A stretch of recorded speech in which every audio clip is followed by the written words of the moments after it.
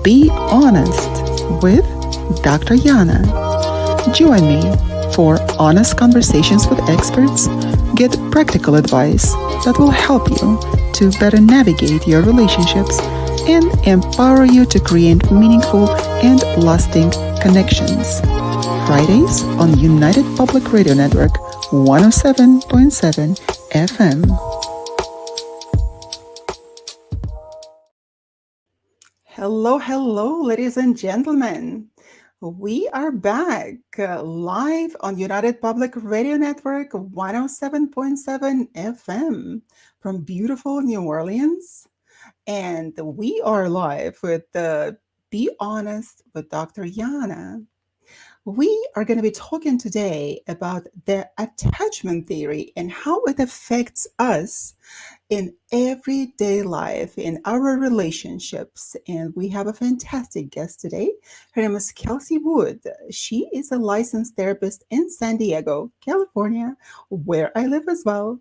She primarily focuses her private practice on all things relationships, attachment struggles, marital discord, inner child wounding, codependency, and hyper independence that affect the relationship with yourself and others. I may be will be probably asking her about hyper independence related to me.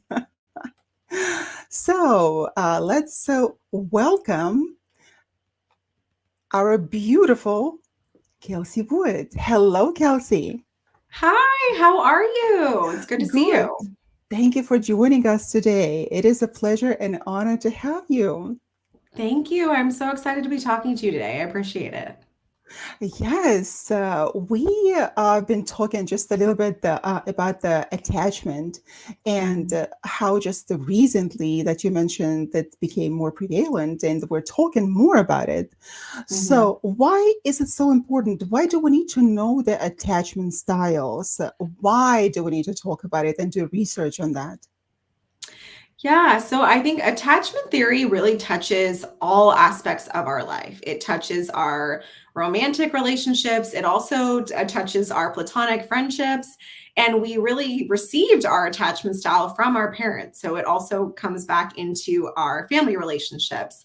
And if we're aware of our attachment style for ourselves as well as others who are in our lives, then we can really focus on how to better those relationships. And everything in our world, revolves around the people who we're with and bettering those relationships. So it can be fundamentally life changing when we can really hone in on what's getting in the way and how do we move from an insecure attachment to a more secure attachment with the people in our lives. So, looks like the theory itself is. Emphasizes the importance of early emotional bonds Yes. and their impact on personal development, behavior, and relationship throughout our lives. So, Mhm. do we form different types of relationship patterns in our early childhood? Yeah, so with this theory, it was created by John Bowlby, and it was basically the idea that we form a certain type of attachment to our caregivers in the first 18 months of our life. So very, very early childhood, obviously, when your, parents or caregivers are totally taking care of you. We often take that attachment with us throughout then our life and into adulthood. And many times we do form those types of attachments with the people who we're romantically involved in. So if we have an attachment, there's four main types. So secure, anxious, avoidant, and disorganized. And some people will sometimes call disorganized something else, but that's what we'll use for, today's meeting. And we often will take those attachment styles into our romantic relationships. So even though it's what we formed with our parents, that's what has informed us as to how relationships and love will be for us in our lives. That is so incredible because I wouldn't even think about it. And not that many people are actually paying attention to that Right. because we live our normal lives and we think that everything is fine with us. Yes, we have our different perks, we have our idiosyncrasies, and this is just who we are. Especially nowadays, we are really acceptive of everything, right? We try Mhm. to encompass everything that goes around us, to include everything, to accept everything that's going on, our identities, non-identities, everything else. Mhm.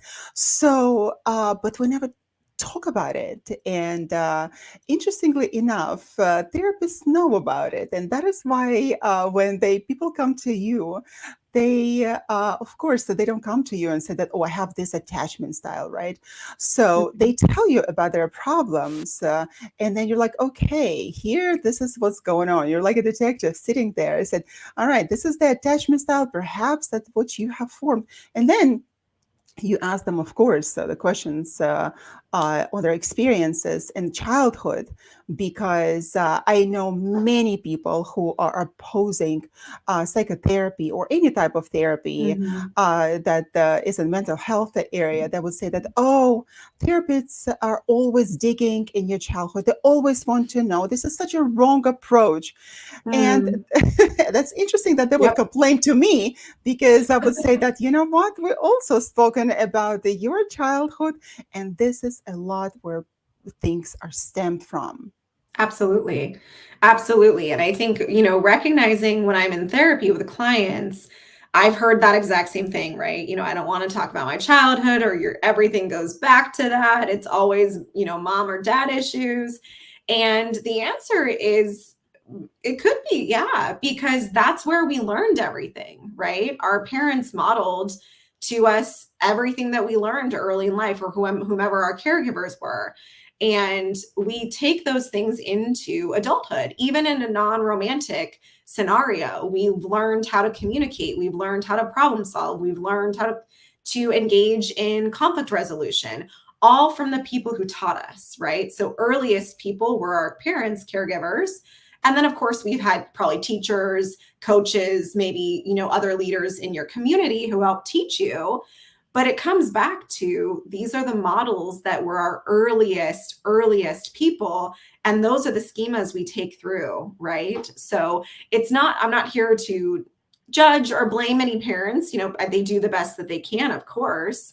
And we all just develop certain things from what was modeled to us, right? And our personalities and how we are as people. So it's definitely an interesting thing when I get couples in session and we have them both talk about their childhood, and it can become pretty apparent. Both of them are like, yeah, you're so much like your mom, or you're so much like your dad.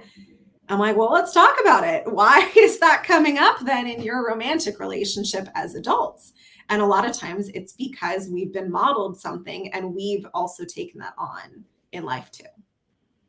Oh, yes, absolutely. And I always say that parenthood doesn't come with instructions. No. So when we have our children, the children don't come with like immediate set of instructions. Oh, you do this in this year, that in the next year. So when they're teenagers or adults, this is what is going to happen. We need to Mhm. educate ourselves. And most of the time, we don't do that. We're so busy with our lives, and what is there to even learn? For Pete's sake, we see our children every day. We communicate with them every day, but we relate to them from the Mhm. perspectives of our own childhoods and how we were treated as children as well. So I know that with myself, as a very precocious child, I learned what not to do with my own children. And I was Mhm. 7. And I remember that it was so mean of me to say, but I looked at my mom and I said, people like you should never have children. She got Mhm. really upset. Mm. Mhm. And that is, children know when something is wrong, Yes, but nevertheless, we absolutely. can't do much about it. We can rebel, we can talk about it, but nevertheless, if we don't hear the responses that we are looking for, if we don't have the warmth and secure attachment that we're talking about right now Yeah. to our parents or caregivers, for the lack of the parents, children a lot of the times grow up with their grandparents, aunts, uncles. And if we don't have proper good relationships with them, we may set ourselves unknowingly for a lot of problems as adults.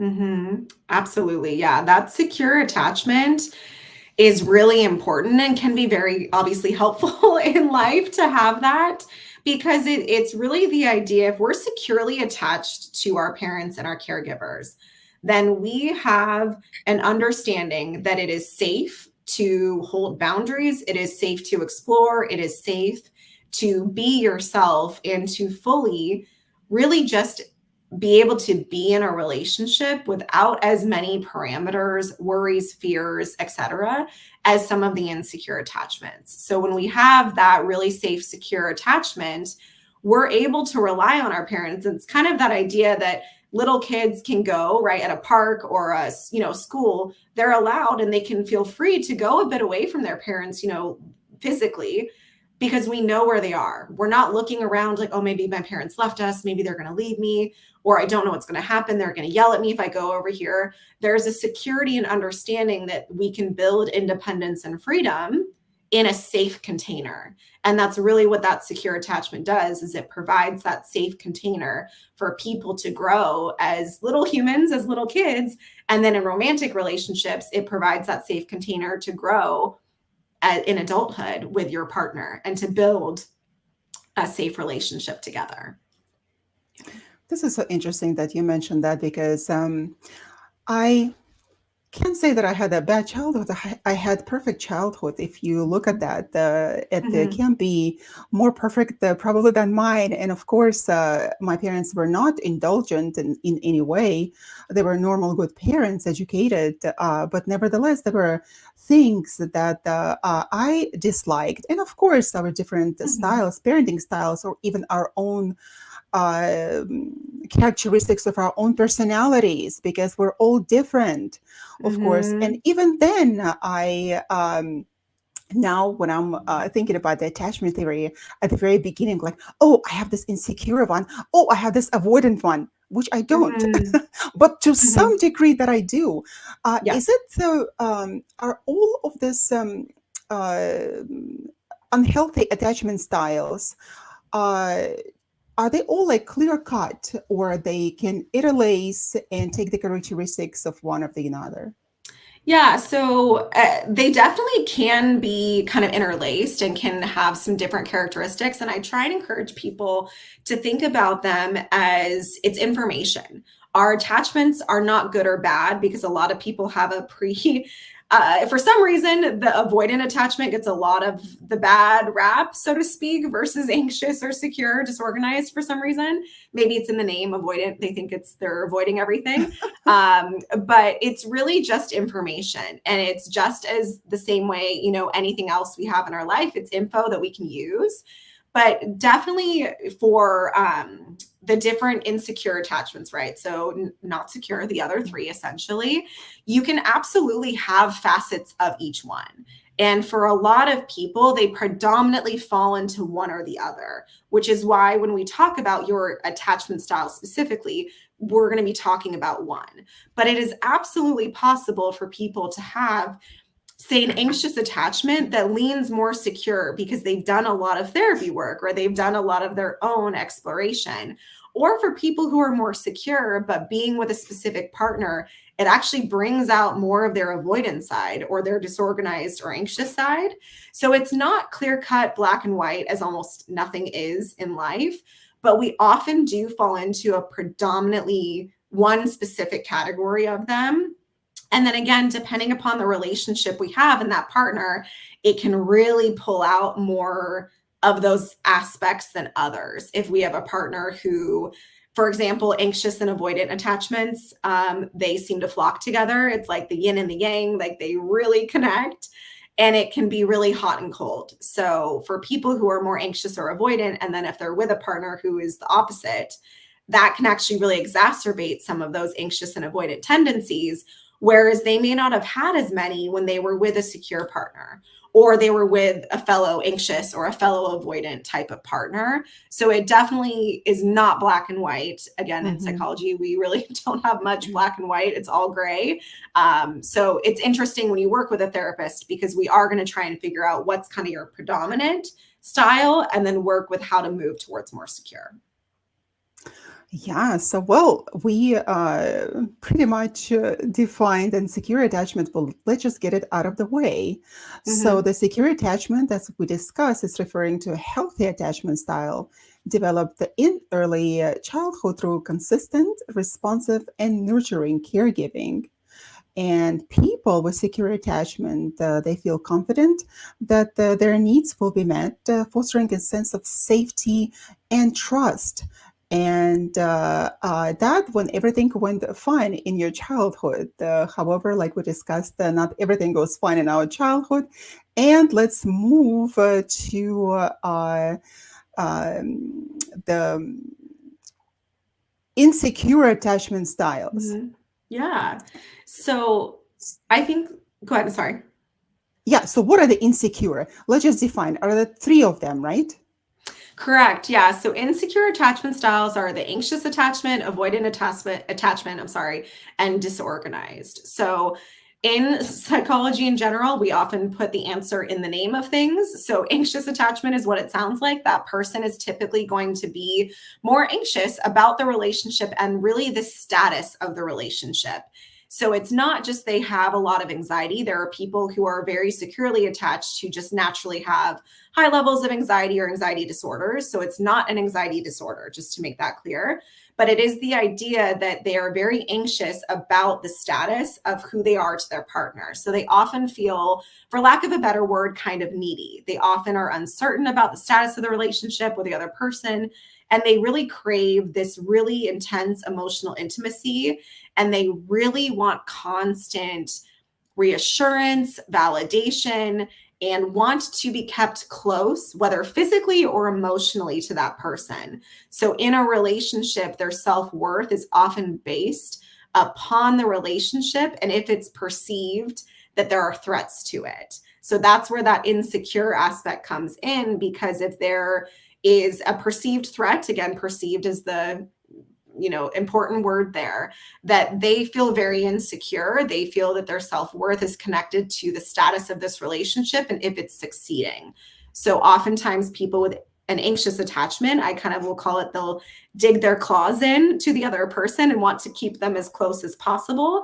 And if there's a perceived threat, then they kind of do the koala bear, where they will just hold on for dear life to that person at all costs, physically or metaphorically or physically, so that they can really hold on to that person, because for them that feels reassurance or reassuring, and it's actually a false sense of security. So that's the anxious attachment style. That sounds Mhm. horrifying. Just like It listening to it, it does. If we just, but the thing is that we don't speak, we don't operate in our everyday life with these No, concepts, right? Because absolutely not. I'm anxious avoidant. Of course, we don't do that, but Mhm. nevertheless, we do exhibit that behavior, and Mhm. it comes to mind a lot. The borderline personality disorder here, because.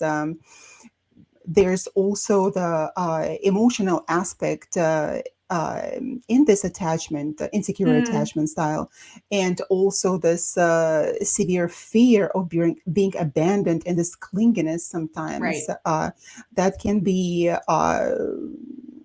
Of course, it's coming from the anxious attachment style, from all of these anxieties that arise. So, Mhm. what is the connection between the mental disorders and this anxious, insecure style? Yeah, so for the anxious attachment style, I mean, anyone with no mental health diagnosis or a mental health diagnosis can have an anxious attachment style, right? Or any of them. We do see it predominantly, I think, more in people who do struggle naturally with anxiety, and also, of course, with personality disorders, because personality disorders, right, really stem from those inner child wounds too. There's a lot of trauma usually that exacerbates those types of disorders. So for anxious attachment, those rejection and abandonment wounds that child felt in childhood, which created this anxious attachment style, absolutely can be. It doesn't mean that they are causational, but they can be connected to some of the different mental health disorders. I would say anxiety. Some of the personality ones can happen. Of course, we know in the general population, those are a fairly small part of the population in terms of overall disorders. But I would say in general, anxiety is a big one that can come up as if we're already anxious leaning, then we might anxiously lean even more into anxiety for sure. Yes, and also there's clingency and dependency. You've worked Correct. with people who are super independent, and there's also dependency. I could Mm-hmm. never, in my entire life, I could not, I just, as an independent person, I would just go throughout my life and notice people who are dependent, who exhibit this dependency. And to me, it was like, suck it up, grow up, just take care of the matters. So you don't need the other people to validate you, right? Don't seek Mm-hmm. anything from the outside. Just be stronger person. But the thing is that quite often people cannot do anything about it. Up until they are taught the tools how to, in fact, identify first this pattern and also how to deal with that, how not to be clingy, how not to be super dependent, right? How not to constantly seek reassurance and validation, right? Mm-hmm. Absolutely. Yeah, it's Yeah.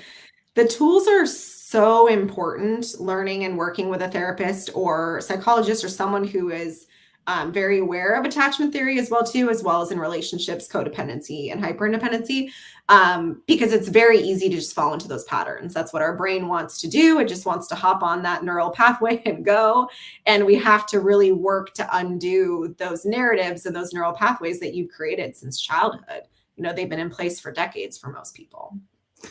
Yeah, and this is so interesting about this attachment style that they have a very inconsistent behavior. So, such ambivalent behaviors that would show the closeness, seeking closeness and Mm-hmm. also pushing others away. So, this ambivalence is always there. So, if our listeners and viewers are watching us and they recognize this kind of a behavior, maybe it is good to even look into that and see that if you have been exhibiting that for your entire life and it's you because you're going from one relationship to another and you know that this is your pattern and not necessarily the pattern of the partners that you choose, right? So perhaps it is something to look into. What are your thoughts about that?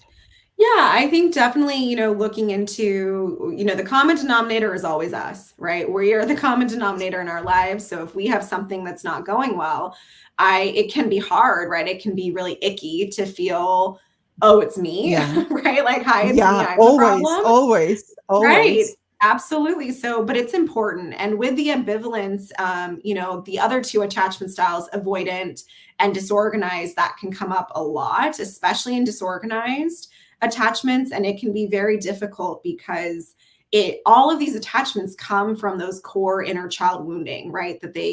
That person received when they were so young. And there's really senses of all of those fears of rejections, abandonment, wounds, or also the wound that you're not good enough, that you actually are going to ruin everything. So you're going to remove yourself from the situation before, or you don't deserve that. So they pull, especially in an avoidant attachment, people will pull away first. So if those are themes we're seeing, if you're noticing yourself kind of getting into that self sabotage cycle, even though you say you want a relationship or you really crave that, it's really important to look inward and really do that deep inner work of, okay, how am I exacerbating this problem though? Again, it's not all us. I'm sure, other factors are involved, but we have to look at ourselves first, really and truly. So, Kelsey, how would people in practical, in reality, would exhibit this avoidant behavior?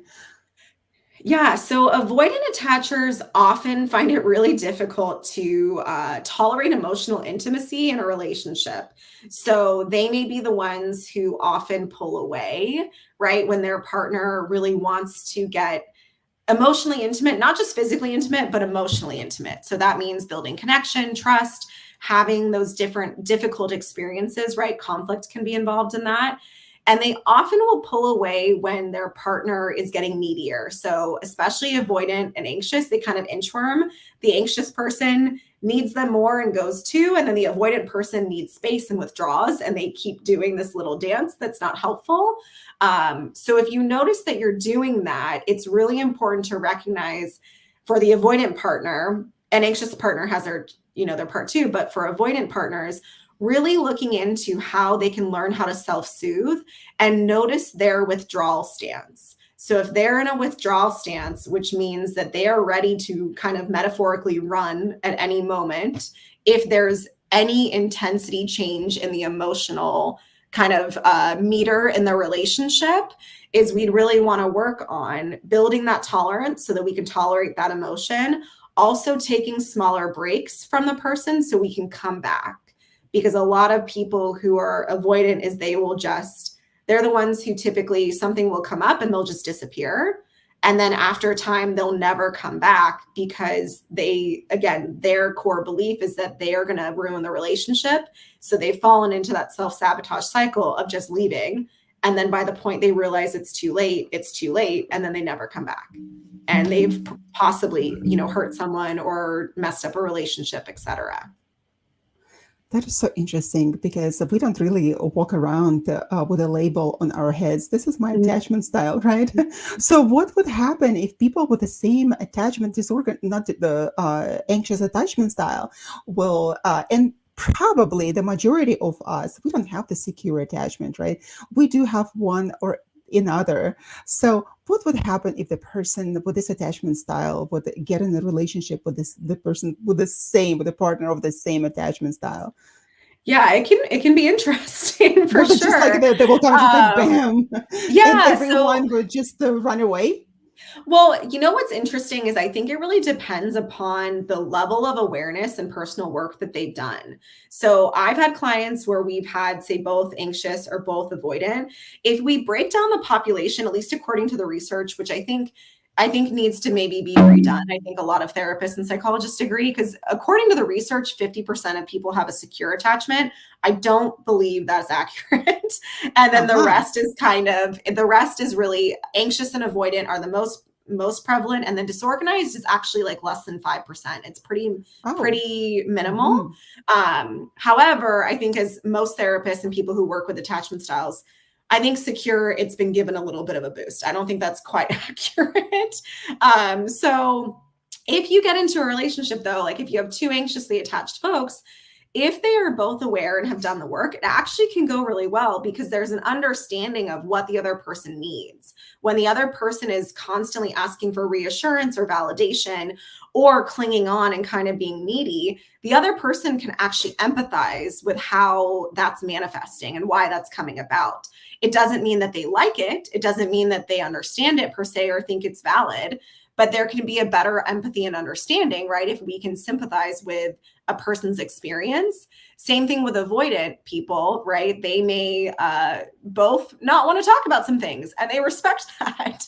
So it has its pros and cons because sometimes we can have the anxious attachers who can go really, really deep because they're constantly wanting that connection, that intimacy, constantly wanting more and more and more and more, right? And like their bucket is, never ending. And then avoidant attachers sometimes can really stay on the surface a bit and can really stay kind of up here because they don't want to go deep because it's too difficult. And it actually can be really interesting, even though it's not in the name. Avoidant attachers are often more anxious than anxious attachers because it's very anxiety producing for them to feel overwhelmed by all of the emotions. So if we have two avoidant attachers, they want nothing to do with it. So they can either respect each other and then learn and grow together to know when they need to go there.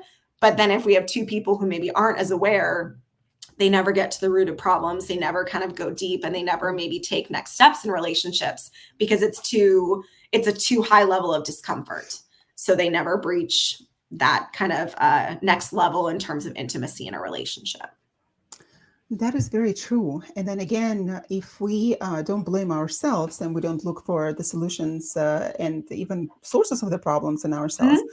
we look at in the partner. So we blame each other, we blame our partner and everyone else around us. It's not me, like you mentioned, right?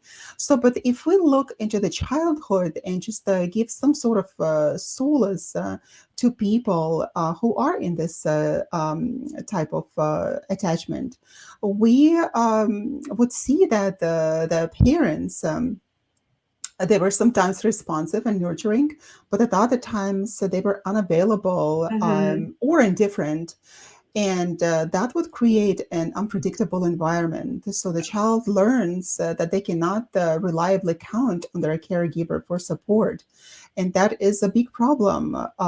Then also the unpredictable availability. So if we need something from our parents, they may give it to us at one time and not at another. And of course, that we're all humans, right? That we're Mhm. even with my kids, I wouldn't be necessarily like whatever they want from me, I will just give it to them. No, I specifically create difficulties and problems for them to overcome it on their own. However, with this unpredictable availability with parents, it leads to confusion and insecurity Mhm. about whether the parent will be there for them at all. So there's also such a thing as the overly involved or intrusive Mhm. parents, Yep. what do they call helicopter parents or tiger Yeah. moms, right? That's what we Mhm. have when they would be overly involved, not allowing the child to explore developed independence. And that, of course, can contribute to this particular attachment style. Absolutely, right? Because the whole basis of it is the idea that we can let someone grow and be and develop in a safe container. And if we are, neglectful, right, one end of the spectrum where maybe we weren't available, we were neglectful, then we're providing the narrative that someone who loves you won't be there for you, right? And that is a really difficult thing to learn and to take on. And then if we have, the more overly involved tiger mom type of thing, as you're saying, right? It's the idea that actually you can't do it without me. Me, you need someone else. And that obviously will affect our attachment style because there's no safe container for people to learn either way, right? The bumper lanes, so to speak, are either way too close and they're suffocating the kid, or they're way too far and there's actually we're letting the kid do a bit too much per their age. Yes, and of course that we are not giving the advice here to parents how No. to care for their children, but it's as a thought just to look into how problems can develop, right? So, for example, like you mentioned that the children, well, adults, they develop that clingy behavior, super dependence on their partners, for example, they develop that from childhood. So Mhm. if the parents see this excessive dependence, for example, they shouldn't take it at all. My child loves me and cannot deal without me, right? We were watching with kids when they were little, the Good Like Charlie, Mhm. and the mom was she sent her little one to preschool. She was 3 years old, and she was telling other parents, oh, we're going to have a scene right now, she's going to cry because she doesn't want me to go. And the child just like simply left. It went to Mhm. the room with other children. And so Yeah. some parents are, in fact, they need this dependence. They need children to need them excessively. And we're not even going to the time when parents specifically create all these problems on purpose, health problems and Mm. psychological problems for children, for them to stay so dependent that they will not be able to leave the home. Mhm. So that is a problem. It is, yeah. And I think, I like to think again, parents try and do their best, but they also parent at their level of fear, right? So certain parents are going to have a higher level of fear, which is usually where that over involvement, that over control, et cetera, is because in their mind, if they can control every situation, every scenario, they will keep their child safe and they can do the best and they can do all the things, right? Versus letting their kid make mistakes, go off to preschool by themselves, Right? all these Yeah. things. And it can be really hard. So, again, for parents, Of course, I think every parent tries to hopefully do the best that they can. And as you said at the very beginning, there is no handbook that kids get delivered with of how to, navigate their lives. And so they try their best. And it's really important, I think, for parents to have their own support and recognizing how much of my anxiety or fear, and also parents' own childhood experiences, how much of that is now being bled into their own parenting of their children as well. Yes, and what's also important to understand that while we as adults, okay, we figured out what our attachment style is or what Mm-hmm. not, for example, right? And we look back and this is what our parents did or did not give to us. It is not that Mm-hmm. we do not necessarily imply that, oh, we need to blame our parents for that, which Mm-mm. we should never do. That we should work on ourselves and establish a different patterns of behavior, patterns in of our minds and thinking, and overcoming our own problems, right? So a friend of mine just recently said that her daughter continues to blame her for all of her problems. Mm. And I'm like, oh, okay, well, at 20, when they're still 20, they can do that. And I asked how old the daughter was, and the daughter was 50 years old. I'm like, oh my God, 50 Mm-hmm. years old. Like, it's time for her to grow up and not blame you. So people live with this kind of blame for the rest of their lives, regardless how old the children are, and children blame their parents. So uh, while we get all this stemming from our childhood, we carry that into our relationship. So that would Mm-hmm. be relationship anxiety, like the same behavior as we exhibited when we were children, right? Constantly seeking reassurance and fearing rejection, maybe super dependent on the partners, like we discussed, Mm-hmm. and have emotional ups and downs, often feeling intense highs and lows based on the responsiveness of our partners, right? And like you mentioned, there is a huge effect of the negative self-esteem, Mm-hmm. self-view, and not limited to that. There's also mental health issues. There's attachment style is associated with anxiety disorders, Mm-hmm. depression, and yes, borderline personality disorder, right? Characterized by the instability and intense fear of abandonment. Now, Kelsey, what do you do with people? How do you help them? What are the therapeutic implications for this attachment style? So the starting point when we're working with attachments, really the very basic starting point, is we have to identify that we have an issue, right? We have an insecure attachment. Most people, as you said at the beginning as well, don't come to a therapist saying, "Hey, I have this attachment, I need help." Some do, of course, but most people come in just saying, "My relationships aren't working," and they're just telling me what's not working in their life or what's going wrong, so to speak. And so part of it is starting to break down the patterns. That's the first thing, is building the awareness of, okay, here are your patterns. And this is what I think is happening, right? Attachment style, whatever the insecure attachment style may or may not be, as well as your inner child wounds. Something I then focus on with all of my clients who come in with insecure attachments is we need to rewrite our narratives. We were all given roles as kids within our family system. And we Yes. need to decide if we are going to continue to do those or not. Are they working for us or not? So, an example could be like someone, if we have the stereotypical oldest daughter syndrome, so to speak, that people talk about a lot right now, right? So, it's the idea of taking care of it. Hyper independence comes in here, Right. but taking care of everyone else, people pleasing, making sure everyone's okay, that doer, all those types of characteristics can come in, right? So we can easily see there could be some anxious attachment style in there because we really want that reassurance that they're doing it right, that Well, they're that's very good. that I did not. Yeah, I wanted to do everything right, but I did not. I don't, or maybe I killed it in myself.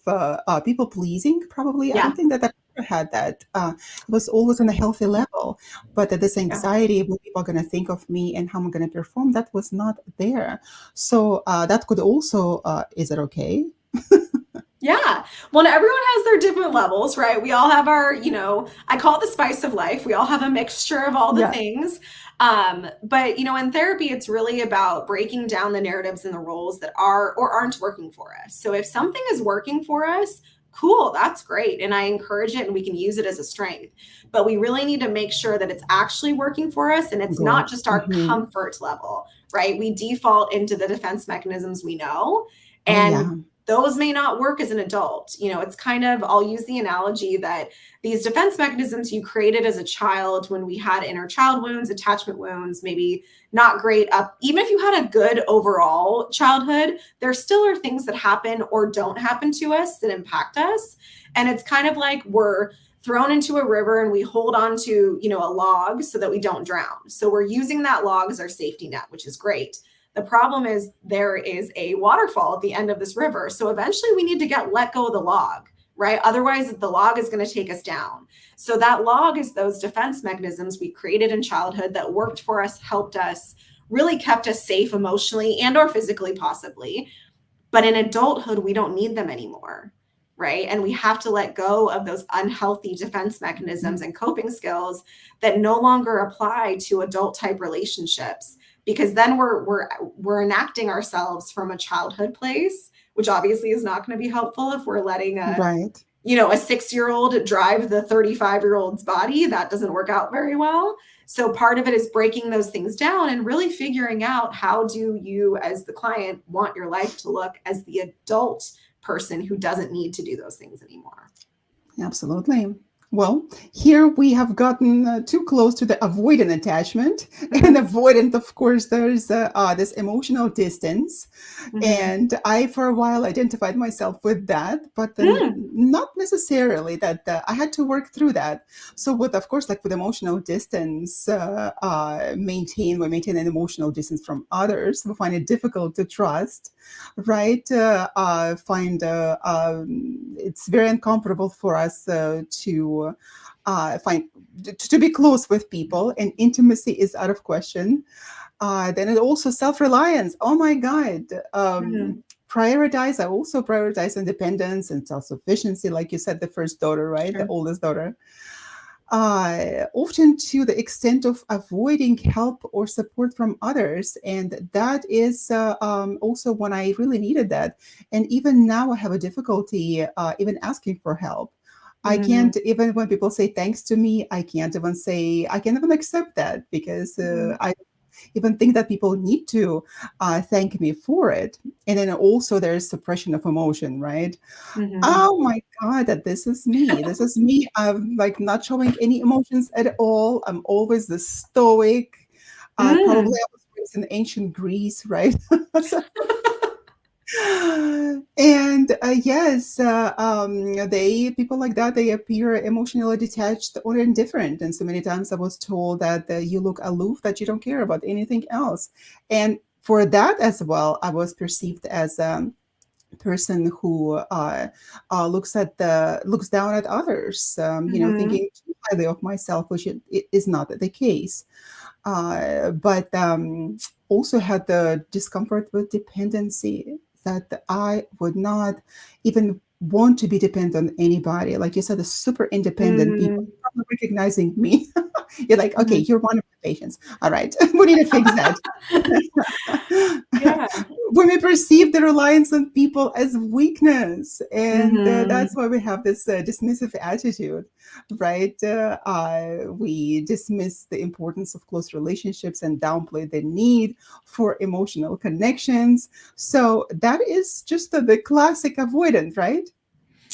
Pretty much all of that you said. Yeah, there's you sprinkled in some of that hyper independence, right? And I think because people hear some of these terms, right? Like, oh, well, it's good to, be independent and it's good to not depend on other people or to, have your own stuff and all those things. And all of these things are good and they can be helpful. Again, it's on a spectrum.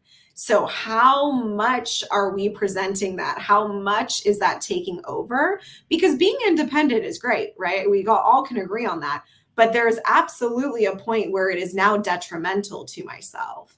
And that's where in avoidant attachment, absolutely, right? We don't want to broach that intimate vulnerability of asking our partner for help or engaging them because it's too hard emotionally, right? So now it's detrimental on us versus learning that skill of how to ask for help or how to self-soothe ourselves so that we can be vulnerable with a partner to be able to engage with them, because that also kind of stunts the connection that we build with our partners. If we're not able to give them opportunities to connect, help us, trust us, etc., then we stunt the emotional, essentially, like levels that we can reach in a relationship, because they don't feel like they can get close to us, right? In a relationship, we want to help each other, we want to be there, we want to care.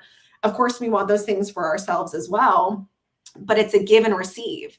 And if we're only giving, or if we're only avoiding, right, receiving, then it really can stunt that emotional level that we can reach in a relationship, which is why a lot of people, if we haven't worked on our attachment, their relationships can end. Well, then I have a question for you. Sure. For trying to get it clear for myself, whether I have a problem or not. Okay, so as a therapy session, no, of course not. So for the avoidant attachment style, of course, there in childhood was inconsistent availability of parents, right? The unmet emotional needs or rejection of emotional needs, of course. There's also the encouragement of independence. Like, I should be very careful for pushing my kids to be overly independent, right? Because myself was or have been. So do you think it is because you mentioned the oldest daughter syndrome, right? It's a syndrome. It's a combination of traits. So could it be just the oldest child in the family, characteristics of the oldest child, or it could be the avoidance style? So what is the difference between them? Can they both exist independently of each other? Absolutely. Yeah. Okay, I'm normal. Thank yeah, you. You're good. Don't worry. You're good, girl. No, because I have clients who are the oldest daughter syndrome kind of a thing, and they have secure and anxious attachments. Actually, a lot of them do. And then I have people who are either only child, right, or somewhere in the middle, essentially, or the youngest, right, who have that avoidant style as well. And I think the big difference is with the avoidant attachers, again, it can be anyone, right? It's not simply just the oldest or whatever it might be. It can be anyone, is really the idea that they built this attachment off of the idea of the push for independence, but there also was this high value of freedom, and that having that freedom taken away from them is the problem. So we actually have some people who will develop an avoidant attachment because they had the tiger moms, because they had those overly involved parents who controlled so much that it really stifled and honestly felt smothering to them. So they then created this, again, avoidant attachment of they can't handle and tolerate any of that. And what's comfortable is not having that. So they push it away. So it's an interesting kind of dynamic. And with the oldest child syndrome, it usually is more in relationship to how they are perceived in the world, right? Wanting people to see them as this person, right? Whether it's the doer, the successful person, etc. Our attachment styles are not just in relation to how we're perceived, because we can have attachments to non-romantic partners too, right? Like to our friends, we can have our anxious or avoidant attachment can come up with them. If we have a anxious attachment, sometimes, maybe a girlfriend doesn't text someone back and they're freaking out because they think they're mad at them, right? That can be an anxious attachment response. Or an avoidant response where you don't hear from someone. Yeah, you don't hear from someone from weeks and you're like, what's happening? And they're like, yeah, I'm fine. It's normal. Yeah. Okay. Yeah, they just didn't respond because for them, right, they don't necessarily need as much. And it's overwhelming to have all of that constant connection. So it's not quite the same thing as that, oldest child type of syndrome. But of course, anything can be overlapping, really. All right. Now we have only 10 minutes left. We need to talk about disorganized attachment. You said it's only 5%. What is disorganized attachment? Why only 5%? And how is it exhibited? Yeah, so disorganized attachment, again, it's fairly rare-ish. And it stems from the idea that the world is unsafe. So for these folks, their attachment was very unsafe. It was very unpredictable and it was not organized, which means there was not a consistency to either having someone consistently write too much there, not letting them do anything, or really not there at all. It was back and forth. So there was an inability to self soothe in childhood that then we bring into adulthood. And in relationship, they often go back and forth between being really, really needy and wanting that closeness, and then also wanting to be alone and needing that space. Mm-hmm. So they can kind of also have a lack of responsibility in the relationship, which can cause conflict because everything for them is really disorganized, because they're very sensitive to their own sensitivities and they're not trusting of their partner.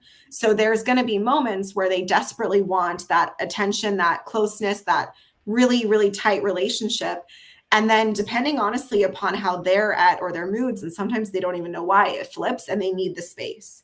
So, a common phrase I'll Mm-hmm. hear for partners of people with a disorganized attachment is they feel like it's like whiplash. Depending upon the day, they could have one or the other.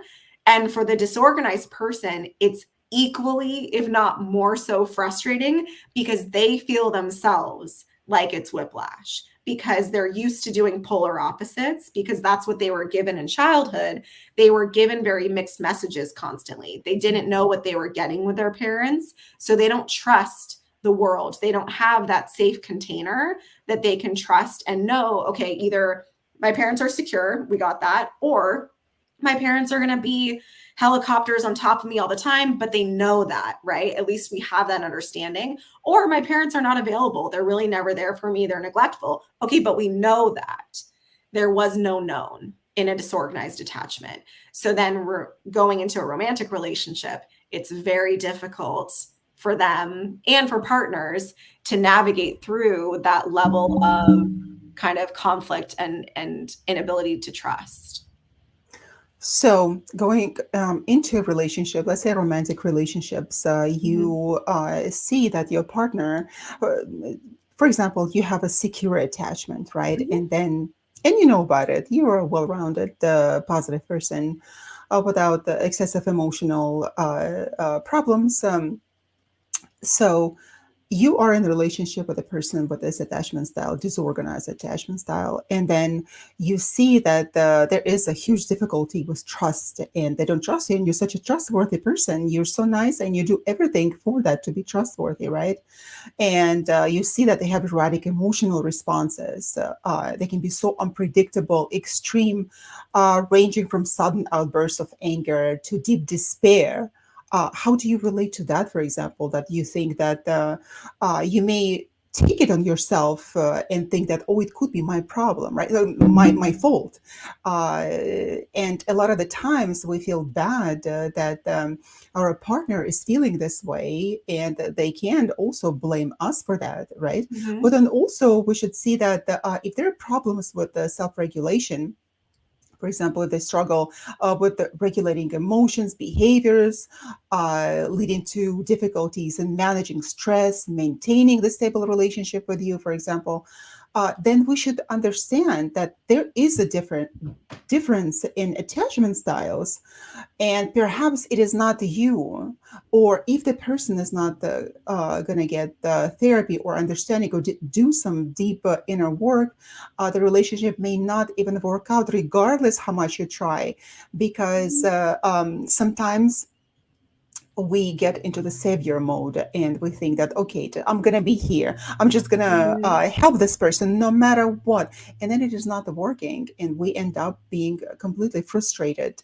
and even spending years with these people. Do you think that it is possible with this disorganized attachment style, if it is possible to rewrite, like you said, to rewrite the story, or in this particular attachment style, like you said, 5%, when there was complete abuse and neglect, with frightening behavior in childhood, right? When they did not have the safe haven. Do you think it is possible for those people to rewrite their story and somehow learn to trust this world, or they will always be this way? What do you think? Mhm. I think it's absolutely possible. I've worked with a disorganized attached folks, and the biggest thing for those folks is the idea that there is the ability to change, right? Hmm. So our attachment style is not an end all be all. It's information. It is important. Don't get me wrong. I think it's very important. And there is absolutely space to change and grow, because if we can recognize that, okay, this is what I was given as a child, right? And then the interesting thing is, not everyone who's experienced childhood trauma, whether that's abuse, neglect, etc., gets a disorganized attachment, True, right? It's not true. obvious, it's not causational. It can happen, of course, but it's not causational. And when we see someone with a disorganized attachment, if they're willing to put in the work, right, and they're willing to really build their own skills to manage their level of disorganization, essentially within their own emotions and discomfort and distrust, then absolutely they can have a great, healthy relationship. Anyone with any type of attachment style can have a great, healthy relationship. It's just about how much are we willing to be aware of our pros and cons of whatever we may or may not have. How much are we willing to be putting in the work for our style versus our partner's style. So definitely with disorganized, it's absolutely possible. It doesn't mean they're doomed by any means. I don't want to say anyone is just, stuck with something. It's definitely doable. It can be changed and it can be moved closer. Again, you may still have some of those patterns. They may still pop up for you at times, but that doesn't mean that we can't recreate new ways of being. And again, that's the benefit of neuroplasticity in our brain, is that we can always create new neural pathways.